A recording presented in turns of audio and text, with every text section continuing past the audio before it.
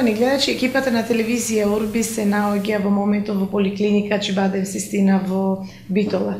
Продолжуваме со серијалот едукативни разговори посветени на вашето здравје. Денешниот разговор го посветуваме на една многу во последно време актуелна тема, а тоа е брачната неплодност. За таа цел разговараме со доктор Снежана Адамовска Клисаровска, гинеколог акушер, која што е дел од тимот за асистирана репродукција во оваа клиника. Доктор, на самиот почеток ви благодарам што одвоивте од вашето време да проговориме за оваа тема брачна неплодност. И токму затоа првото прашање кое што го поставуваме, што е тоа брачна неплодност и кога се смета дека постои брачна неплодност?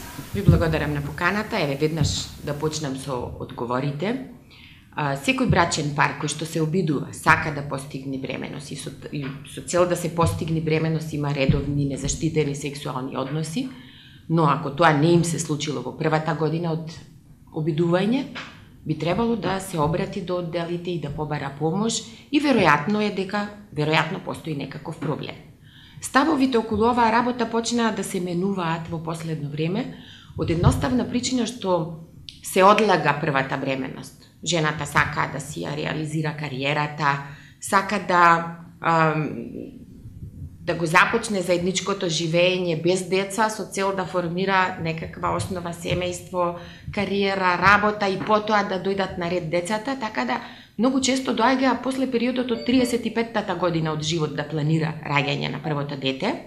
А тоа е период кога биолошки кај жената почнува падот на оваријалната функција, односно на оваријалните резерви. И од оваа причина, кога веќе ме прашувате за дефинирање на проблемот на брачна неплодност, би сакала да кажам дека паровите, каде што жената е постара од 35 години, би требале после 6 месеци обидување, доколку не постигнат бременност, да побараат помош. Може би нема проблем, но ако има, да има време, навреме да биде решен или навреме да се примени некоја од методите за третман. Може да бидат проблеми за неплодност, затоа што ја споменавте старосната граница 35 години, меѓутоа голем е бројот на оние пациентки кои што помлади се, меѓутоа сепак имаат некаков проблем. Кои се причините за неплодност? Причини за неплодност постојат како кај жената, така и кај мажот. Кога би сакала вака едноставно да ги поделам, еве на третини да земеме, едно цело поделено на третини, би рекла дека 1/3 од проблемите се кај жената, другата третина се кај мажот и третина останува за проблеми кои што ги најдуваме, значи со нашите инвестигации, со нашите испитувања и кај жената и кај мажот. Од таа причина, еве, кога би изборувала за најчести проблеми кај жената, може да биде овулаторна дисфункција, значи да нема овулаторни циклуси. Ако нема овулација, нема ослободување на јајна клетка и нема можност што да биде оплодено за да се случи бременност. Проодноста на каналите. Ако нема комуникација, ако таа јајна клетка нема начин како да стигне и да го најде, односно сперматозоидот да ја најде јајната клетка, во тој случај исто така не може да се случи оплодување на јајната клетка и да се случи бременност. Да не зборувам за посериозни проблеми кои што се однесуваат, значи на општата здравствена состојба кај жената, други пропратни заболувања кои што можат да ја нарушат комплетно репродуктивната функција. Болестите на генитален тракт кај жената, како што се операции, цисти, отстранување на дел или на цел јајник или дури некогаш има потреба дури и на двата, јасно дека ќе доведат до неплодност затоа што резервата на јајни клетки ќе јас нема. Проблеми постојат и од самата матка, просторот на матката. Едноставно некогаш се раѓаме со некаков тип на аномалија на матка, која што не дава место да се развива една бременност. Такви се бројни, да кажам, бројни аномалични матки кои што денес успешно можат да се третираат и да се лекуваат, само навреме треба да бидат откриени. Кога зборуваме за мажот, кај мажот имаме едно и единствено испитување, од кое понатаму продолжуваме со друг тип на инвестигации. Знаете, основно за мажот е да се направи спермограм. Тоа е бројот на сперматозоиди и квалитетот на сперматозоидите. Па така, во таква една оцена се гледа кој е волумен на ејакулатот, која е концентрација на сперматозоидите во 1 милилитар од ејакулатот. Кога се избројат сперматозоидите се гледа колку од нив се морфолошки правилни, а колку од нив се брзо прогресивно подвижни, колку се бавни, колку се мртви. И врз основа на сето тоа добиваме еден заклучок каква е состојбата со плодноста на мажот. Ако овој резултат е добар, правиме чисто една спермокултура да исклучиме инфект, затоа што понатаму со тој материјал некоја од методите на лекување треба да ја примениме. Но ако во самиот спермограм има проблем, во број, во количина, во квалитет на сперматозоиди, тогаш и мажот треба да оди на накнадни, значи други инвестигации и следувања, со цел да ја откриеме причината доколку можеме да ја лекуваме, или доколку е состојбата таква каква што е, да предложиме една од методите на асистирана репродукција, значи со тој материјал кој што го поседува, тоа да ни биде основа за понатамошен третман. Докторке, колку психичкиот фактор може да влијае на неплодноста? Некогаш желбата, преголемата желба за веднаш да се забремени, изостанува бременоста, колку тогаш психичкиот фактор може да влијае врз понатамошната и оно што треба да се преземе во иднина? Знаете, и пациентите знаат тоа да го постават во ординација, особено кога со базичните испитувања кај брачниот пар не најдеме некоја причина. Значи, испитувањата кои што сме ги спровели кај жената и оние кои што сме ги направиле кај мажот, велат дека тие двајцата се добри, но меѓутоа сепак бременост не им се случила. И тогаш сите размислуваме дали сето тоа е причина, односно, психичкиот момент. Секогаш го оставам, не велам дека нема свое влијание. Меѓутоа, не можеме на еден брачен пар кој што неколку години, некогаш ние се сретнуваме со парови кај што навидуме се во ред, ама години поминале, 7, 8, 10 години, а не се постигнала бременност. Не можеме да кажеме дека ослободете се и ќе ви се случи бременност. Сепак и кај тие парови каде што испитувањето, тоа е идиопатски тип на стерилитет, околу 5% од случаите кои што нам ни се обраќаат, сепак и кај нив правиме, значи ги лекуваме. Некои од третманите ги спроведуваме, оние третмани кои што ги имаме на располагање за да се постигне бременност. Кои се најчести причини за неплодност? Споменавте нешто јајниците, сперматозоидите, меѓутоа сепак еве вашето искуство, вашата пракса, што покажува? Ние веќе ги кажат така, по третини ги поделив колку многу лесно да бидат од сите оние кои не следат и не слушаат да знаат од прилика дека не е проблемот. Многу често, знаете, во ординација знае да дојде семејство и да донеси жената на преглед, се уште, за жал, и да кажат дека невестата не останува трудна, меѓутоа не е проблемот кај жената. Јас кажав, 1/3 со 1/3 и другата третина скоро заедничка причина. Воспалителните процеси многу често водат до оштетување на внатрешноста на матката, значи тој имплантацијски фактор е многу лош и од таа причина оплодената јајна клетка не може да најде добра подлога каде да се вгнезди и каде да продолжи идната бременност. Тоа се фактори внатре во матката. Воспалителниот процес никогаш не е локализиран, тој многу често знае да тргне према каналите и тие да бидат затворени. Ако се затворени, комуникација нема. Значи, тие пациентки, ако постои каква мала комуникација, проодност на каналите, многу често завршуваат со вонматерични бременности или воопшто не остануваат трудни. Значи, машкиот фактор во време во кое живееме со еден многу динамичен живот, со слушаме постојано токсини во средината во која што живееме, па дишиме, значи, различни хемикали во воздухот, и како би можеле да имаат свое влијание на квалитетот на спермограмот, па во нашата пракса сретнуваме се почесто мажи кои што немаат добар спермограм. Не велам лош, затоа што со сегашните можности за третман и лекување, дури кога е тој број исклучително навален, дури кога тој број постои само на ниво на тестис, значи нема во ејакулат сперматозоиди, кај тие пациенти зооспермија диагноза, нема сперматозоиди. Меѓутоа, доколку има продукција на ниво на тестис, и од таму може да бидат извадени и да бидат употребени во една инвитро поставка. Значи, имаме можност за третман и за лекување, се помалку е бројот на парови каде што не сме во можност да помогнеме, меѓутоа парот сепак треба да се обрати до соодветна институција каде што методите за лекување постојат, за да може да се постигне лекувањето. Како што рековте, парот, не само жената или само мажот, туку заедно да дојдат брачните другари. Споменавте третман, лекување. Како се лечи неплодност? Видете, откако ќе ги направиме базичните испитувања, значи, еве, не ги спомнав, малку, многу кратко, кај жената хормонскиот статус, да не има некој реметење незначајно на хормоните, па дури на другите жлезди со внатрешно лачење, тиреоидната функција, например. Ако е изреметена, многу често е врзана со неплодност. Значи, мораме тие базични испитувања да ги направиме. Да направиме едно снимање на каналите, хистеросалпингографија, да видиме дали се проодни, реков спермограмот кај момчето да го направиме. Тоа е така, една база, една основа за испитување, за да знаеме како да продолжиме понатаму.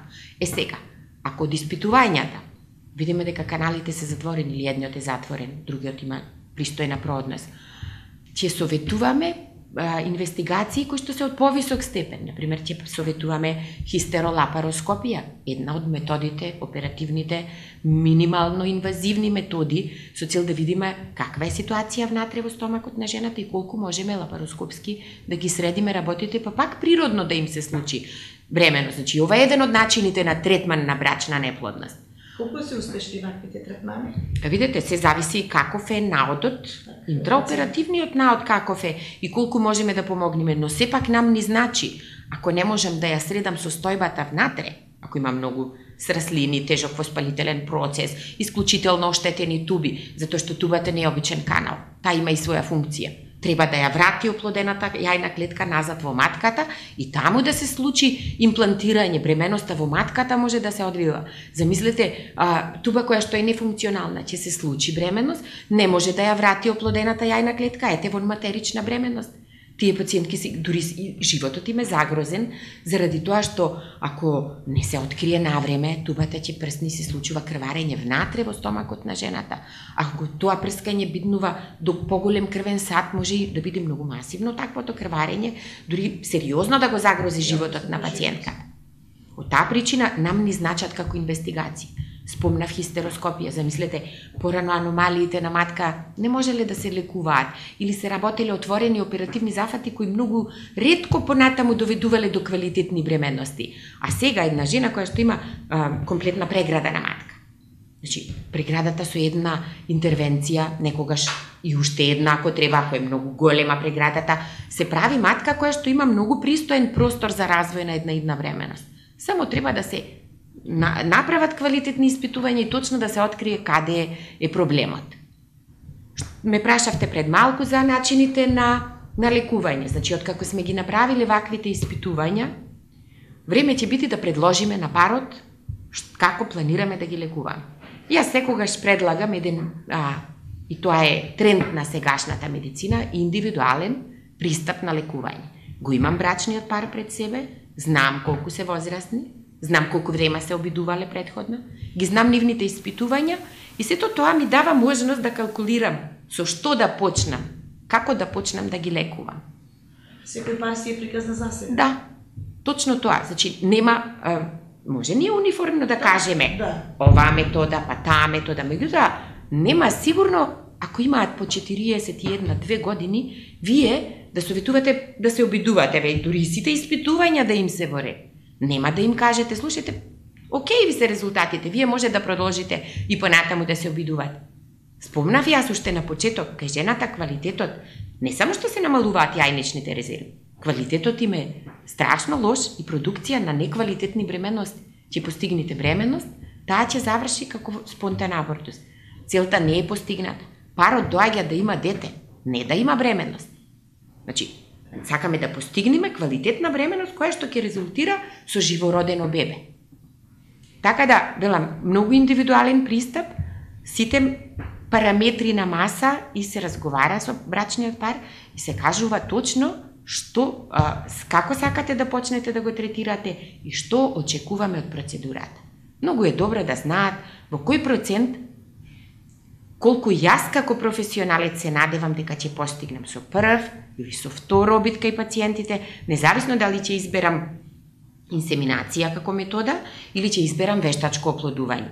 Значи, во инсеминацијата има многу често блага стимулација на јајник со цел да се постигне овулација и кога дојде време за овулација се прави еден тајминг. Со помош на хорионгонадотропен хормон се тајмира кога сакаме ние да се случи овулацијата и во тој период да направиме инсеминација. Се случува сепак во организмот на жената, значи ова не е вештачко оплодување. Во организмот на жената, обработена, сперма на сопругот. Што значи обработена? Се издвојуваат само квалитетните, добро подвижни сперматозоиди во еден концентрат и се внесуваат директно во матката. На овој начин помагаме да нема загуба низ вагина, значи не сме загубиле дел од квалитетните сперматозоиди. Сме им го скратиле патот, веќе сме ги внесле повисоко во матката и тие многу полесно можат да го најдат патот до јајната клетка.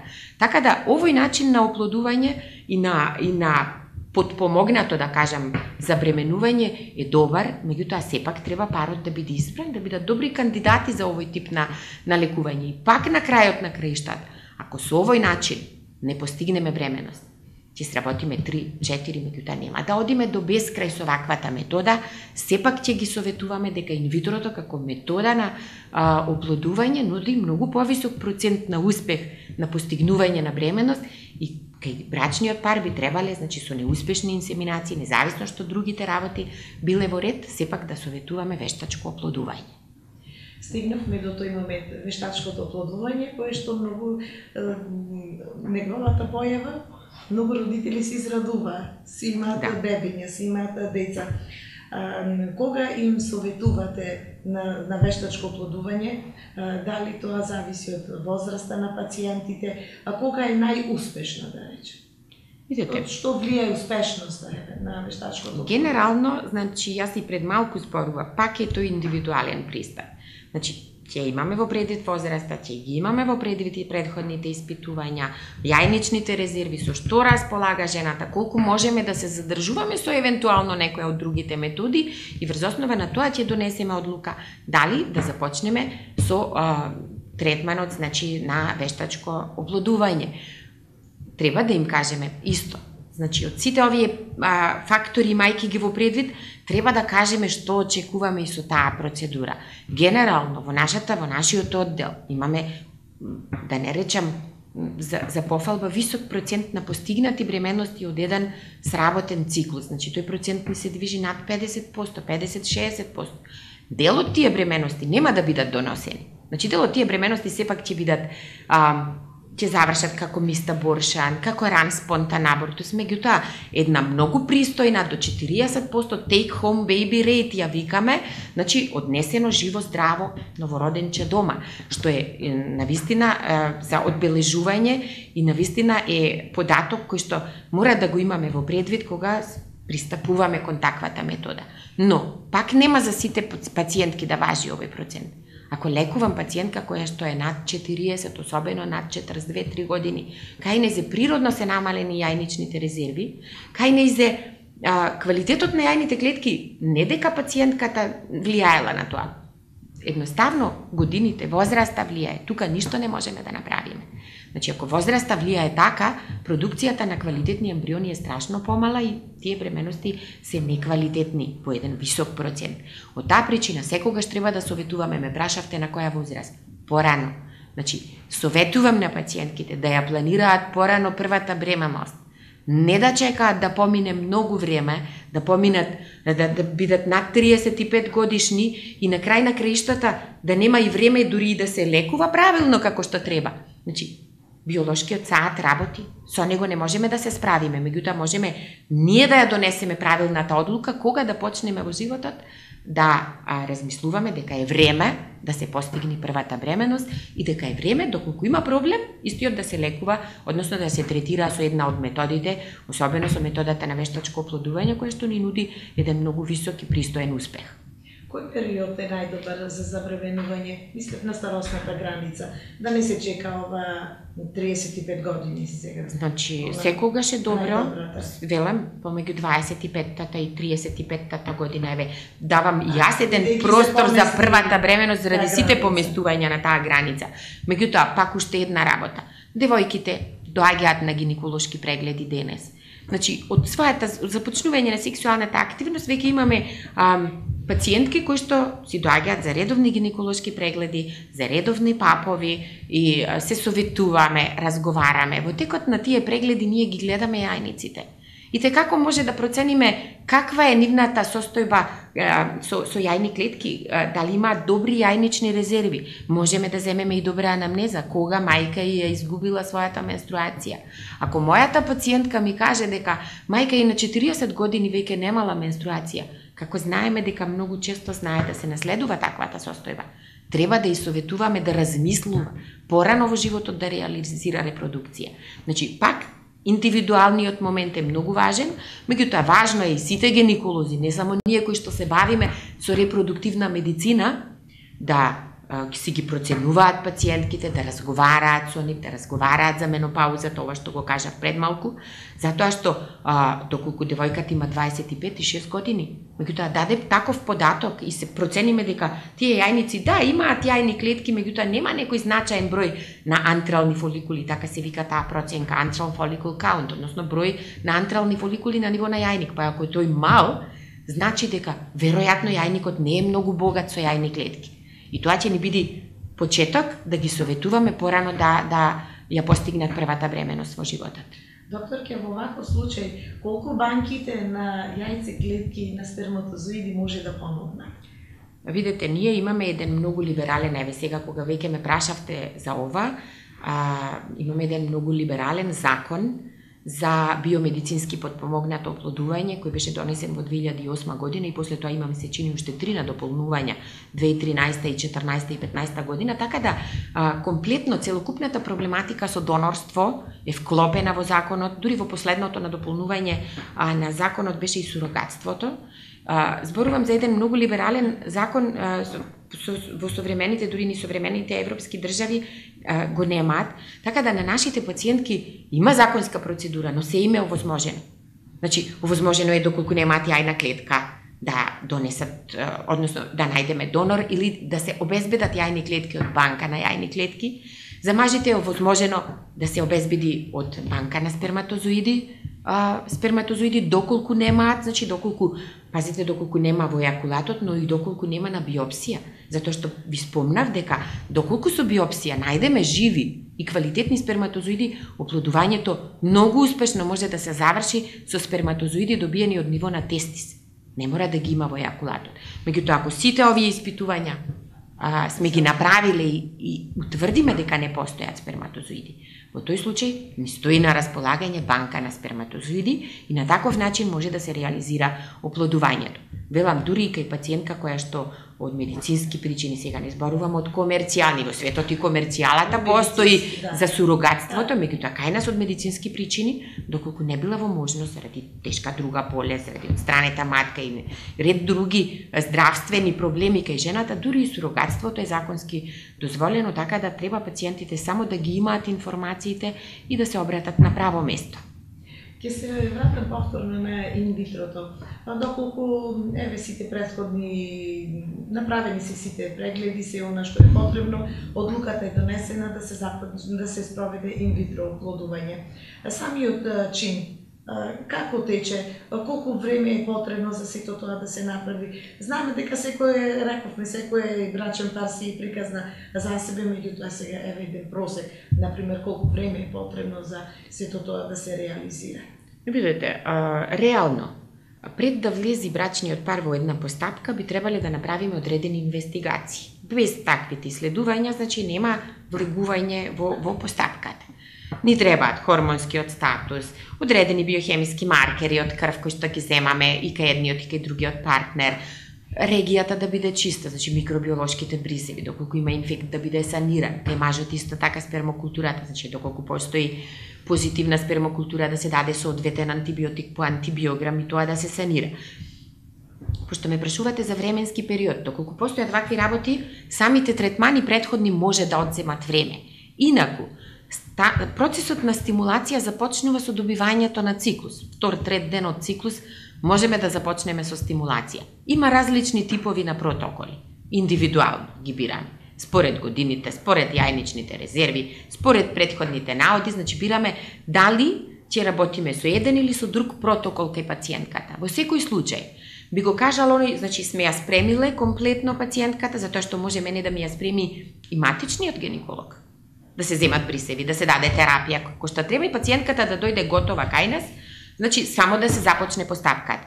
Од денот кога почнува стимулацијата, околу 10 велиме денови трае, некогаш 8-9, некогаш 11-12, средноземено, терапијата со гонадотропни хормони трае околу 10 денови, пошто следи дефинитивна матурација на јајни клетки со друг тип на хормон, хорион-гонадотропен хормон, и пункцијата се планира за 34 до 36 сати. На денот на пункција, значи тоа се работи со анестезија, комплетна, заради еден комфорт на пациентката, да нема болка, да не се плаши од самата интервенција. Значи, на денот на интервенцијата доаѓаат гладни, жедни, амбулантски се работи, ги спремаме едно пола сат пред да дојдат, пред да биде реализирана, затоа што тајмингот ни е исклучително важен во овој случај, значи мора да стигнат порано. Се прави интервенцијата, остануваат неколку часа после тоа и си одат дома. Тој ден кога се прави пункцијата, во фоликуларната течност која што ја извлекуваме од јајниците, се детектираат јајните клетки. Пациентите одма знаат колку јајни клетки имаме. Сме добиле 5, 10, 15, 20 јајни клетки. Истиот ден завршува оплодувањето со една од методите во зависност од тоа каков бил спермограмот. Може да биде обично инвитро, значи прочистени, квалитетни сперматозоиди да се внесат во одредена количина до јајната клетка со цел сами да го завршат оплодувањето, или може да биде ICSI методата, Intracytoplasmatic Sperm Injection. Тоа би значило дека ние ловиме сперматозоид и истиот се вбризгува во јајната клетка. За 24 часа е првото читање што нам ни се оплодило од добиените јајни клетки.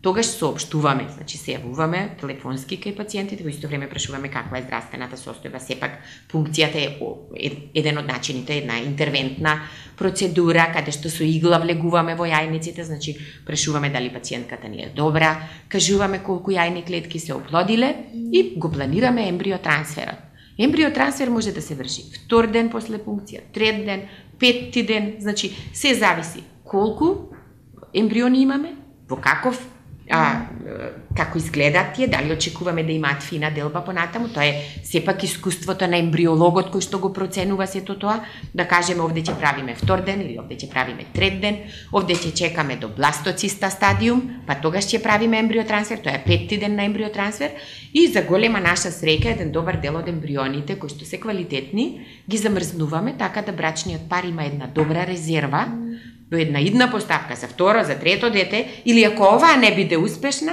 да може да направиме криотрансфер, значи без стимулација, без лекови, само да ја спремиме матката и нивните ембриони да им ги вратиме во матката. Предпоставуваме се е во ред. Успешно инвитрото, понатаму самото следење на бременоста, како тече? Видете, нашите пациентки самото тоа што долги години немале, не постигнале бременност, најчесто се во грч. Најчесто и од најмал проблем се плашат. Значи, нивните бременности малку не се покомплицирани. Така изгледаат заради тоа што пациентките, заради долгогодишното немање на бременост, ја чуваат како капка вода во дланка. Значи, и за најмала капка крв, за најмала болка, за се обраќаат. Па така, овие пациентки си доаѓаат, најчесто си доаѓаат во институцијата каде што е постигната бременост. Добар дел од бременостите кои што ги следиме во Аџи Бадем Систина се бремености кои што сме ги постигнали со инвитро фертилизација во нашиот оддел. Инаку, регуларните прегледите треба да се најрегуларни, како и за секоја друга бременна жена. Сега, таквите пациентки кои што биле претходен стерилитет може да имаат и други здравствени пропратни тегоби. И од тој аспект, бременоста сама по себе да стане патолошка. Со ризик за притисок покачен, со ризик за отоци, со ризик за диабет, значи одредени ризици кои што ги носела од состојбата што не постигнале бременност, значи стерилитетот што го имале, можат да се реперкуираат и на носењето на бременоста, па да имаме и патолошки бременности, значи во оваа група на пациентки кои што постигнале бременност со инвитро оплодување. Докторке, како завршува бременоста? Дали има нормален природен пороѓај или со царски рез? Видите, ова прашање, значи пак зависи акушерска индикацијата. Ако е млада жена, само заради затворени туби, нема тубарен фактор бил за брачна неплодност, девојката има 28 години, зошто да не проба природно да се породи? Меѓутоа, ако постои друга акушерска индикација, карлична презентација на плод, да кажеме, возраст на жената, 40 годишна пациентка, значи во тој случај оперативно ќе биде завршувањето на бременоста и како добар дел од нашите пациентки се во повозрастна категорија, затоа и еден повисок процент на царски резови се завршувањето, да кажем, на бременоста која што е постигната со инвитро оплодување. Кога ќе се роди детето, тоа е најсреќниот момент. За крај едно прашање, инвитрото сега води на терет на фондот за здравствено осигурување. Убаво прашање. Еве, до сите кои не слушаат и не гледаат, нашата држава навистина им даде можност на пациентките кои што лекуваат брачна неплодност да си овозможат право на инвитро оплодување преку со покривање на средства на фондот за здравствено осигурување, за постигнување на, значи, за прво дете до 3 обиди, за второ дете исто така. Сега имаат ваучери дури за трето дете. Ние веќе се работивме пациентки кои што и се породија трето дете, значи со инвитро оплодување. Постоела причина каде што реално никогаш спонтано нема да постигнат, ама еве 3 деца сме износиле и тоа на терет на средства на фондот. Значи, ова е за поздравување на вистина, затоа што имаат можност да и луѓето кои што на вистина немаат пари, процедурата е процедурата, туку и 30 ампули, хориогонадотропниот хормон, неколку прегледи, 2 пати одредување на хормони, значи тоа е пакетна услуга, не е само како процедура, им ја овозможува, така да порано имаше и некоја партиципација која што ја плаќа и сега и таа е укината. Можам да кажам дека паровите комплетно бесплатно ја добиваат преку фондот процедурата за вештачко оплодување. Единствено би доплатиле ако кај пациентката се потребни повеќе ампули од пакетот што го предвидел фондот. Предвидени се 30 ампули, но со нашата стимулација гледаме дека треба да потрошиме 40 или 50. Тоа не зависи ни од нас, зависи од состојбата на јајниците, од јајничните резерви, со колку ампули ние ќе стартуваме да ја стимулираме пациентката. Како и да е, сите оние кои што се заинтересирани за ваков начин, за оваа метода, можат слободно да се обратат во Аџибадем Систина. Еве битолчени, можат овде да дојдат, па понатаму вие ги упатувате како треба сето тоа да се реализира. Да, овде, значи во поликлиниката во Битола, сега сме консултативна дејност, интервенциите, операциите, инвитро фертилизацијата се во Аџибадем Систина Скопје. Докторке, мене ми останува само да ви се заблагодарам за нашиот разговор. Се надевам дека дадовме еден придонес до битолчани, сите оние кои што не гледаат во моментот, и една причина повеќе сите оние кои што имаат потреба од вашите услуги да дојдат да ве посетат и да им ги решите проблемите доколку ги имаат. Ви благодарам на довербата, ви благодарам на поканата. Почитувани гледачи, се надевам дека успеавме да го задржиме вашето внимание со денешниот разговор. Сите вие, доколку имате некаков проблем кој што се однесува на брачната неплодност, слободно посетете ги вработените во Аџибадем Систина. Тие ќе ве упатат што, како и кога треба да се направи. Останете и понатаму со нашата програма.